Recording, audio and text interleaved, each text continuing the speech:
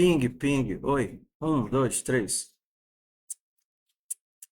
Então vamos nós. Todo mundo viu Ponteiros bem, porque vocês fizeram com Cristo, não foi? Então vocês entendem a sintaxe dos ponteiros. Mais ou menos, né? Eu vou pelo menos fazer uma introdução básica de como é que eles funcionam.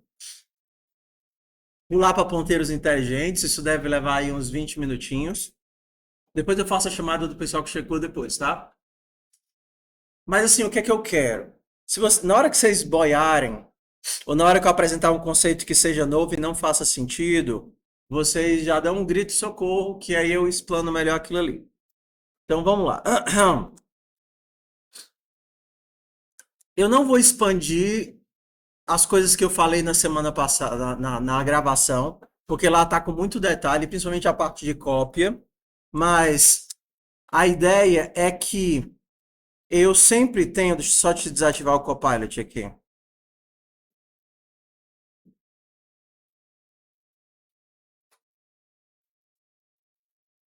O meu comportamento padrão no C++, diferente das outras linguagens, é a cópia. Porque aqui a gente trabalha majoritariamente com dados em pilha. Está lá no vídeo.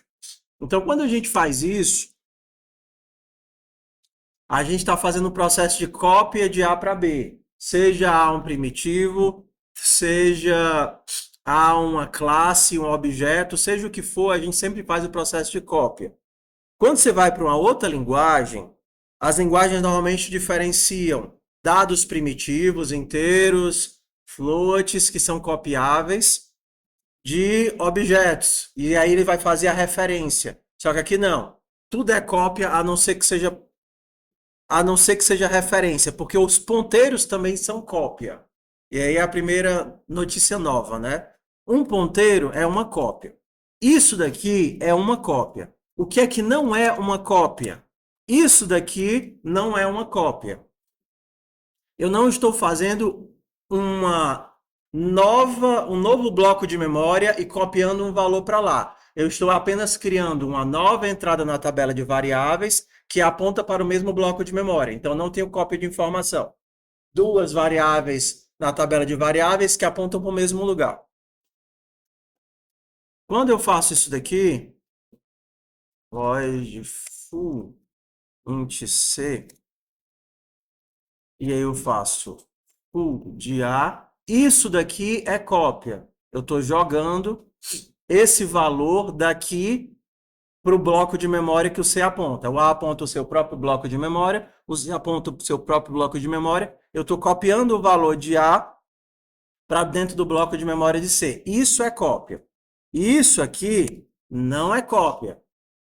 A e B continuam com o mesmo bloco de memória, só que agora o C é uma entrada lá na tabelinha de variáveis do escopo da função que aponta para o bloco de memória que A já apontava. Todo mundo junto? Bora, vamos aos pouquinhos aqui. Em C, a gente não tem operador de referência. Então, a técnica que foi inventada foi, ao invés... Pô, eu esqueci minha lousa. Pego. Ao invés de copiar o valor da variável, eu vou copiar o endereço da variável. Então, vamos lá. Como é que funciona agora? Eu vou dizer, ei, essa variável aqui, ela não guarda o inteiro, ela guarda o endereço de onde o inteiro está. Então, na hora que eu faço isso, elas têm significados diferentes. Vocês viram esse daqui, né? O significado depende se eu sou um L velho e estou na esquerda, ou um R velho e estou na direita. Então, quando eu faço isso, eu estou do lado esquerdo do igual, tá vendo? Do lado esquerdo do igual, isso daqui significa criar uma referência. Do lado direito do igual, isso daqui significa pegar o endereço. Eu não sei porque que eles foram tão econômicos no símbolo, né? Pega um símbolo só para 1000 funcionalidades diferentes. Aí depois, e depois quando chega esse tipo esquece, vai. Ou então quando mistura assim, vamos lá. O que é que significa aqui? C é a referência para A. Aqui eu digo que P é um ponteiro para inteiro, ou seja, guarda o endereço de um inteiro. E esse endereço de inteiro, se eu quiser fazer em duas etapas, né? Esse endereço de inteiro vai receber o valor do endereço de A. Então, vamos lá. A está lá na tabela de variáveis. A está dizendo que ele é uma variável do tipo inteira. A, por existir, tem alguma posição na memória em que ele está. Esse valor ele é guardado em alguma posição na memória da tabela lá de variável. Da memória. Então, aqui vamos fazer de conta que o A está na posição 450 de memória, ok? Então, quando você escreve isso daqui, você está dizendo, ei, cria uma variável C na tabela de variáveis, mas não dá um bloco de memória para ela, não. Ela também vai ter que posição na memória? 450. Ela não tem um novo bloco de memória para ela. Então, quando eu olhar lá a tabela de variáveis, a única coisa que tem é que C é um inteiro e está no 450. Se eu fizesse isso, int D recebe A mais C, como é que ele leria isso? Beleza, int D, cria o D. O D vai ser do tipo inteiro. Dá uma posição para D. Vou colocar o D no 500. Ok, o que é que eu vou colocar no 500? Então, beleza, eu quero colocar o valor de A. Cadê o A? 450. O que é que tem lá no 450? 10. Beleza, 10.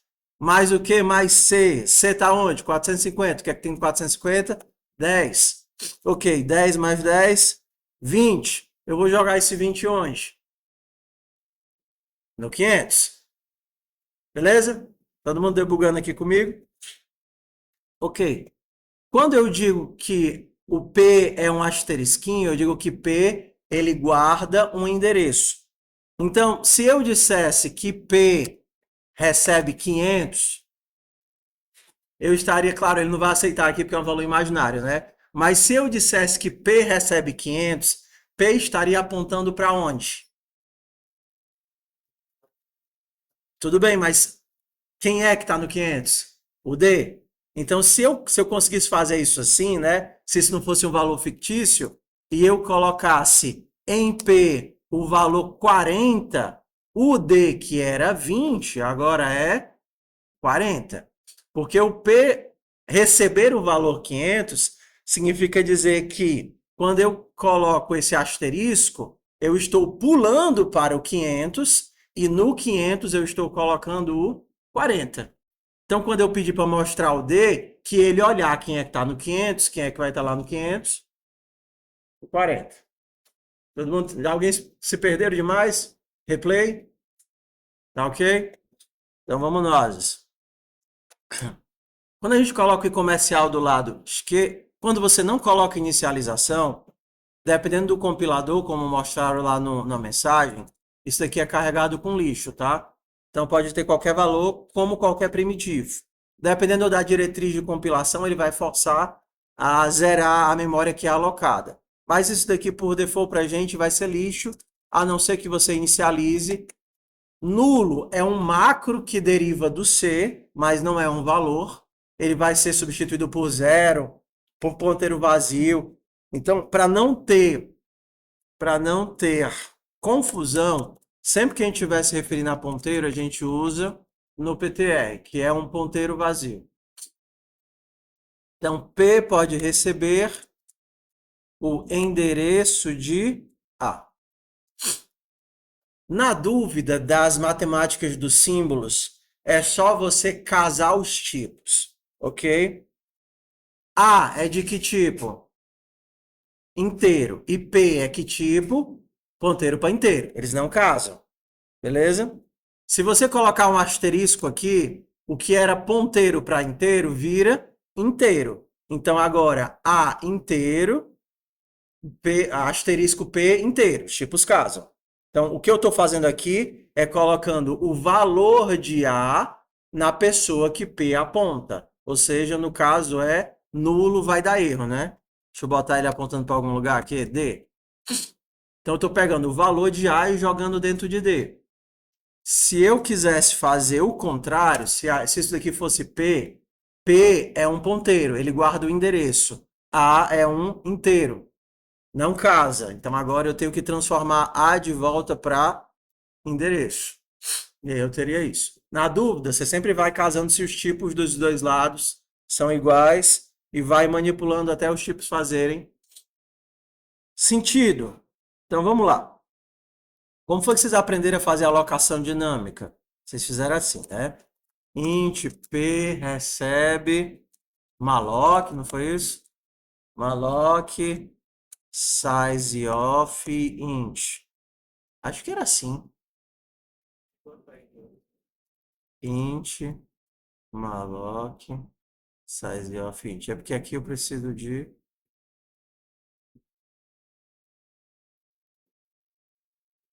size of int.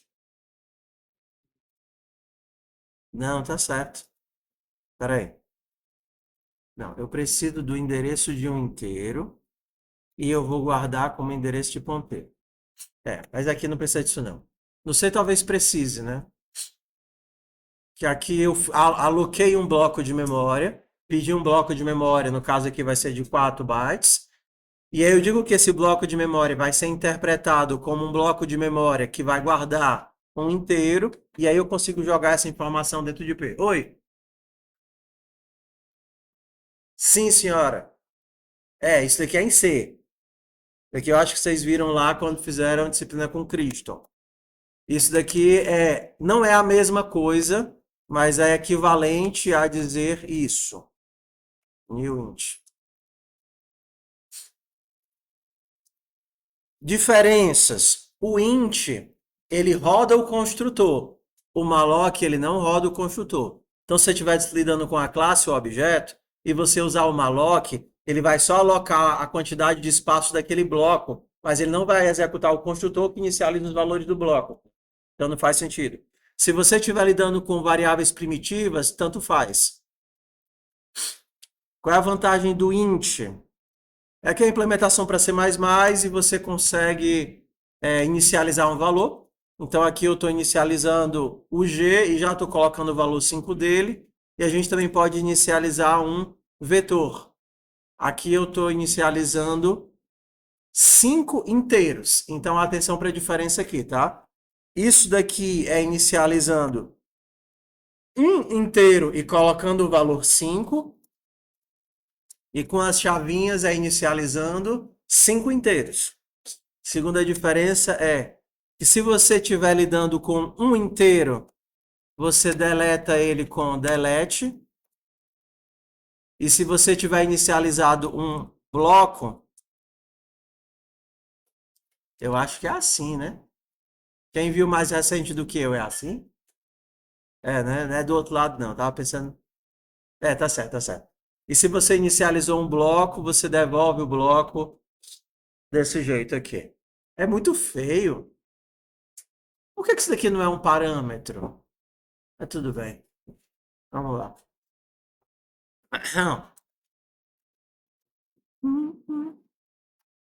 O que é o nosso problema?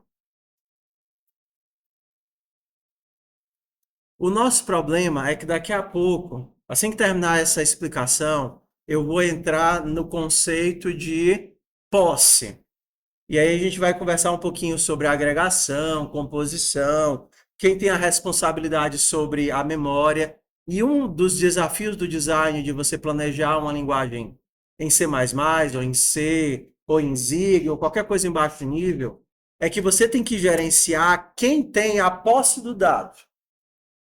Quem tem a posse. Porque o dono do dado é o responsável por deletá-lo, é o responsável por desalocá-lo. Se não fica claro quem é a responsabilidade da desalocação, aí você tem vazamento de memória. Então, por exemplo, as funções em C, se eu não me engano, nenhuma faz alocação de memória interna. Todas a responsabilidade é do programador. O cara tem que fazer explicitamente com malloc e passar a memória que vai ser preenchida. Por quê? Justamente para não ter a confusão de você chamar uma função que você achava que que não fazia alocação de memória, a função faz a alocação e você não, entenda, não sabe que tem que é sua responsabilidade devolver a função. Então, quando a gente faz um projeto um projeto com esse tipo de coisa, normalmente as funções elas sempre vêm em pares. Exemplo, você está trabalhando lá com SDE, fazendo lá interface gráfica ou qualquer coisa assim. Toda vez que você vai criar um componente, você tem uma função que tem essa carinha aqui, ó. Por exemplo, você vai criar um botão. Você vai ter um button, create button. E aqui todos os parâmetros que você precisa para criar um botão. E sempre você vai ter uma outra função chamada void destroy button. Então, isso daqui, que aí você passa o botão que você criou. Sempre é assim. Então, quando você está em C, ou então em algo que usa esse modelo, tudo que tem uma criação tem explicitamente uma função de destruição. Se você baixar o SFML para C, o SDL ou qualquer uma deles, eles seguem esse padrãozinho. Uma função de criação, uma função de destruição. Porque a responsabilidade de gerenciar aquela memória é sua. Você chama o create e quando você não quiser mais o dado, você chama o destroy. E aí fica explícito onde é que o processo é criado e onde é que o processo é destruído. Nos nossos modelos de OO, as coisas vão ficar um pouquinho complicadas. Principalmente quando você vai ver no caso da motoca. O pessoal que fez a motoca viu que a criança era criada fora da moto, aí você passa a memória para dentro da moto, e aí depois que a criança está na moto, quem é que destrói a criança? Quem é que mata a criança? Ninguém, né? Mas no nosso. Vamos fazer com gato, tá certo? Você tá com o gato. O gato dá. Você tá com o gato. Aí você bota o gato dentro daquelas. Você já viram aquelas caixinhas dos bichinhos viajarem, né? Pronto, você bota o gato dentro da caixinha para ele ser viajado pelo avião, ele viajar no avião. Aí, sei lá, dá um problema, a portinha abre e o gato tá caindo e a caixa é destruída. É responsabilidade da caixa matar o gato? Ou é responsabilidade do gato fugir da caixa e se autodestruir? Entendeu? Ou é do chão que o chão que tem que ver que a caixa quebrou, o gato morreu. Então, sempre que a gente fizer um projeto, a gente vai ter o conceito de posse. A gente vai ter múltiplas entidades que manipulam aquele dado, só que uma delas é que tem a posse do dado. Por que isso é importante ser mais? Porque é a entidade que tem a posse que é responsável por destruir o dado no final de tudo. Ela é responsável por armazenar o dado, distribuir o dado e destruir o dado. Então, é assim que funciona. Vamos lá. Eu falei aqui para falar de shared PTR, né? A gente lá no memory, e aí talvez essa parte tenha ficado corrida na aula, a gente tem um ponteiro que ele sabe quando se destruir. Eu não vou fazer a explicação toda, tá? Mas se eu precisasse de um ponteiro para inteiro, ao invés de fazer isso, new int, eu uso o construtor do inteiro para fazer isso. std shared ptr de int make shared. Nem precisava, eu estou fazendo a descrição inteira, mas nem precisava, tá? Make shared int, sim, tá? Não, não, peraí. Meu computador está tremendo aqui. Ok. Então essa daqui seria a. Na verdade, seria diferente, tá? Eu vou fazer aqui as opções. std shared ptr. Não, minha tela está com problema. Int a new int 5 std. Pronto.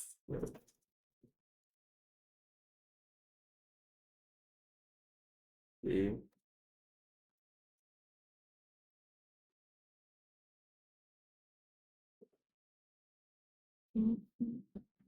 Pronto. A gente tem essas três opções aqui para criar. Na primeira, a gente cria. Vamos, Tela.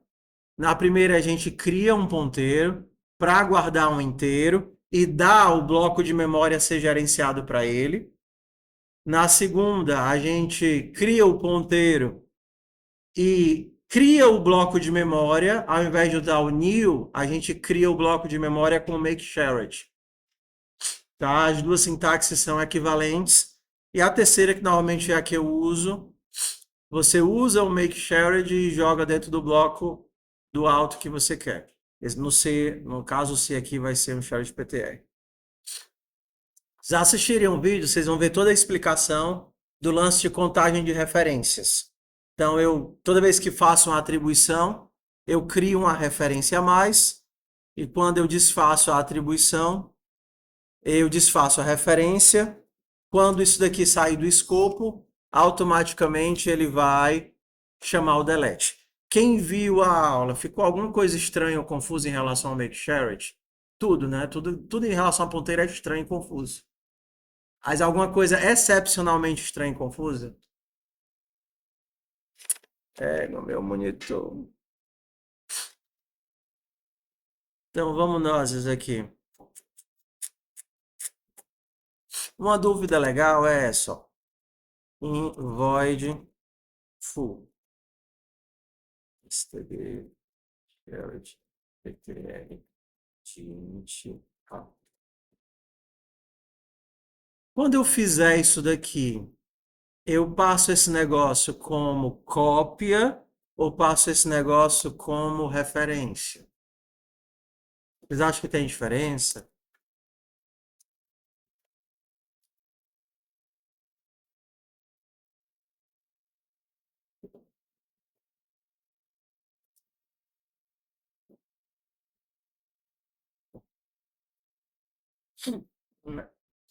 Se você quiser passar como referência, você vai só evitar a cópia. Mas no fundo vocês estão trabalhando em cima do mesmo bloco de memória. Então, para efeitos práticos, isso não funciona. Ah, tá. Lembrei onde é que eu queria chegar. A aula todinha foi para chegar nisso daqui. Meu Deus, eu estou esquecendo do essencial. Pronto, é esse comportamento macabro aqui, ó. Principalmente em estrutura de dados fica bem evidente. Int p. Tá vendo aqui?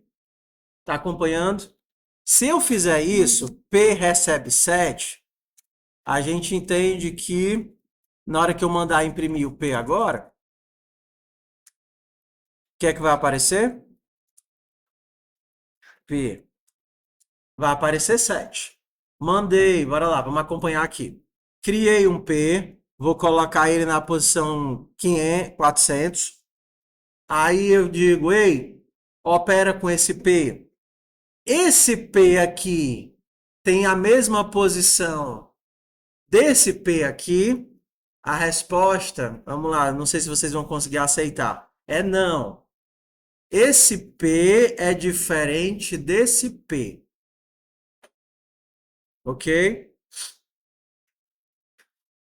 Esse P, o endereço dele é 400. E esse bloco aqui, eu vou até separar em duas linhas para ficar melhor. No PTR. Vamos lá. Int A recebe 5. 500. P recebe endereço de A.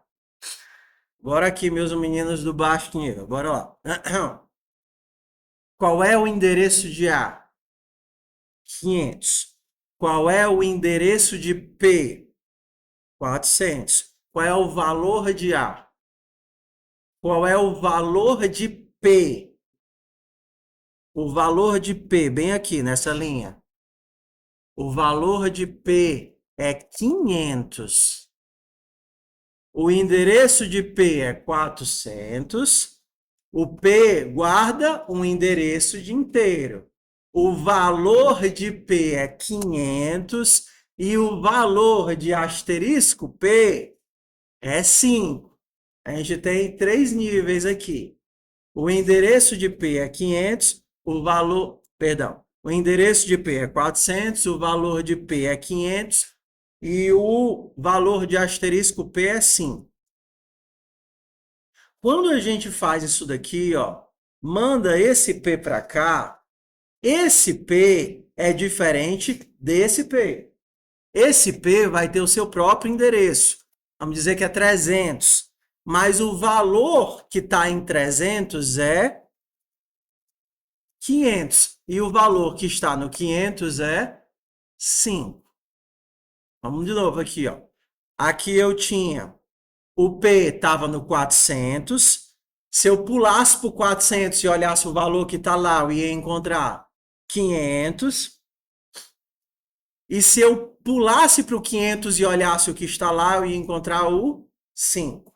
Esse P é outro P. Se esse aqui tinha a sua própria endereço no stack, esse daqui também tem o seu próprio endereço. Esse daqui está no 300. E como tudo em C é uma cópia, na hora que eu passei ele para a função, eu estou copiando o valor que está no 400 para o 300. E qual é o valor que está no 400? É o 500. Então, o que foi que eu copiei para a posição 300 de memória? 500. Por que isso daqui é importante? Porque na hora que você faz isso, o asterisco P recebe 7, você está dizendo, no 500 eu coloco o 7. Então, agora o que era 5 passa a ser 7. O que é que não dá certo se você tentar fazer isso? Ó? P recebe um novo bloco de memória com valor 9. Onde é que você está colocando isso daqui? No 300. Então, faz de conta que esse bloco de memória aqui foi alocado, foi o 550. Agora, ao invés do 300 apontar para o 500, o 300 vai apontar para o 550, que vai ter o valor 9. Mas o que é que continua ainda no P? 500. Então, você não consegue, dentro de uma função, mudar o local para onde o ponteiro aponta. São muitos saltos, né, pessoal? Tá todo mundo tonto aqui, são muitos saltos, mas vamos lá. Dentro de uma função, se você recebe um ponteiro, você não consegue mudar para onde o ponteiro aponta. Vocês estão fazendo estrutura de dados, né? Pronto, isso aqui é muito útil para não dar abacaxi lá. Aquele ponteiro, construtor de cópia, tudo mais, isso aqui é uma delícia para estrutura de dados. Você não consegue fazer uma nova alocação, a não ser que esse cara não seja o 300. Se eu faço isso, eu estou fazendo uma cópia. Mesmo sendo um ponteiro, eu estou fazendo uma cópia. Estou copiando o valor de um ponteiro para o valor de outro ponteiro. Se eu não quero a cópia, eu quero a referência, o que é que eu tenho que colocar? Comercial. Então agora eu estou dizendo, ei, eu não quero que você copie o P. Eu quero o P original. Então, quem é esse cara aqui? 400. Eu não quero que você copie o valor do ponteiro. Eu quero o ponteiro original. Então, o ponteiro original está no 400. Agora sim, esse P e esse P são o mesmo bloco de memória. Se você fizer o new aqui, você vai jogar o 550 dentro do 400. E aí, eu ainda lembro, rapaz, eu tinha 22 anos, estava indo para o curso de francês e eu passei a viagem todinha de ônibus que ia da minha casa até a aldeota com um pedaço de papel tentando entender o que era um ponteiro para ponteiro. Deu um tempo, isso daqui é horrível. Tanto que todo dia tem gente que joga praga no criador desse negócio de ponteiro. Né? Cara, é complicado, porque se você tem que imaginar um jogo entre camadas. Assim, mesmo sendo estranho e complexo, é uma abstração impressionantemente simples. É complexo por quê? Porque esse lance de rastreio de saltos e tipos, o nosso cérebro estranha, e ainda mais o fato de você ter isso vinculado a símbolos. Um símbolo, o asterisco para a gente significa pular para. Então, toda vez que eu tenho um asterisco, eu estou fazendo um pulo para dentro, para frente, né? Eu estou pulando para frente com asterisco e com i comercial eu estou pulando para trás. Então, isso daqui é estranho, mas é a abstração que a gente tem. Mesmo que seja estranho e feio, é impressionantemente preciso quando você vai trabalhar com outras linguagens que escondem toda a sintaxe de ponteiro. Então, por exemplo, você vai para Python, é estranho porque os ponteiros existem, mas você não vê. Então, você tem que saber que alguns tipos são tratados por referência, outros são tratados puramente por cópia. Por exemplo, strings em Python são imutáveis, você não consegue alterar uma string. Diferente aqui que você tem um texto lá, David recebe, que você tem um negócio assim,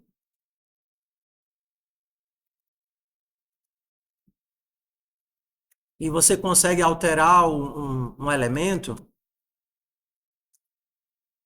quando você vai para uma linguagem de dados imutáveis,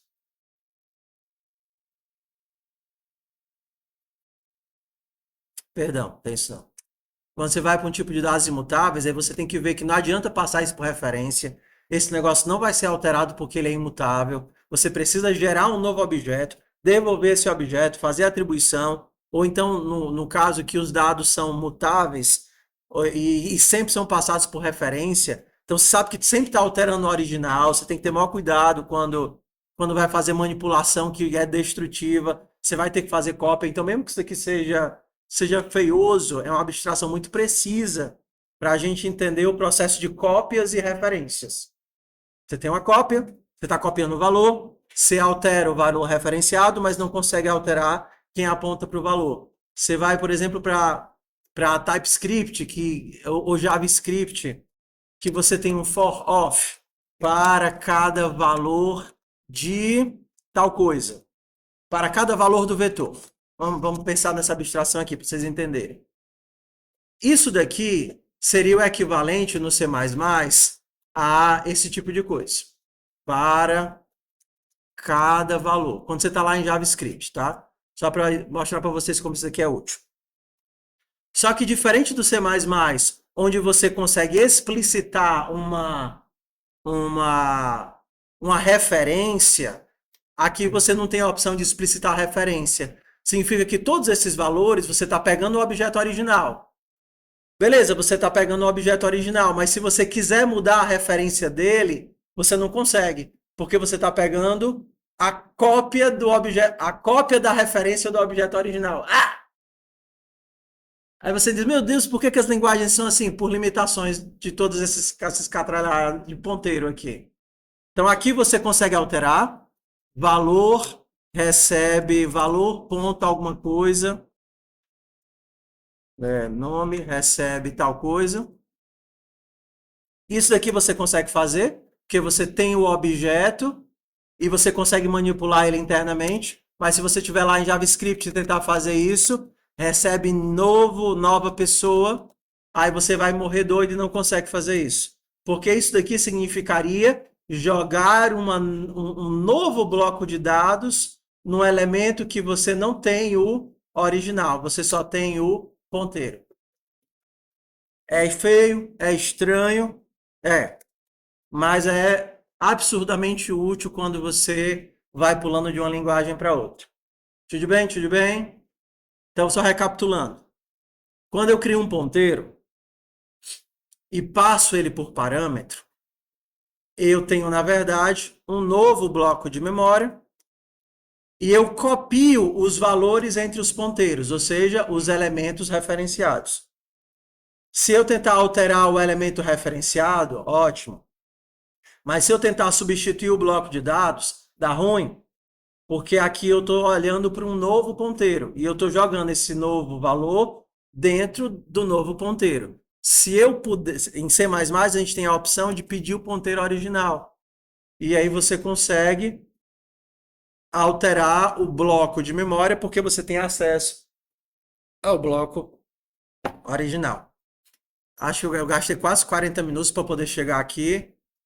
Isso para quem for lidar com Python, JavaScript, Rust, etc. É muito útil. E para quem for fazer estrutura de dados também. Não sei se o professor de vocês de estrutura de dados vai mostrar esse tipo de manipulação em sintaxe, mas isso faz com que a estrutura de dados em C++ seja muito mais simples do que em qualquer outra linguagem. Porque a gente consegue, você está lá na árvore, ou no nó, ou na lista. Se você está numa outra linguagem, você sempre tem que pular, sempre tem que salvar as referências anteriores para poder manipular o bloco. Então você não consegue sair navegando na árvore, chegar no canto e dizer eu quero alterar esse cara, porque você não consegue socar a memória ali. Você precisa avisar para quem estava apontando para ele. Só que em C++ a gente tem essa opção aqui. Então você consegue chegar no meio da estrutura e dizer, opa, eu sei qual é o bloco que eu quero alterar e manipular diretamente esse bloco sem desvincular ele dos outros. Tudo bem, tudo bem. Bora para a parte de